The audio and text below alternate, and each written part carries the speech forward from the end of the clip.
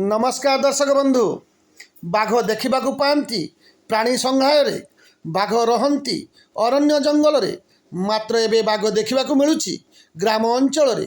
दर्शक बंधु बाघ तार परिवार विस्तार करी घूरी बुलूची ग्राम अंचल जंगल रे देखा पाऊना अंचलवासी मात्र कौन कारण बाघ छटीर मृत्यु घटी मृत्यु घटवा पर देखा पाई अंचलवासी बाघ छुआर मृत्युर खबर पाई वन विभाग पहुंची बाघ छुआर मृतदेह को उद्धार करते।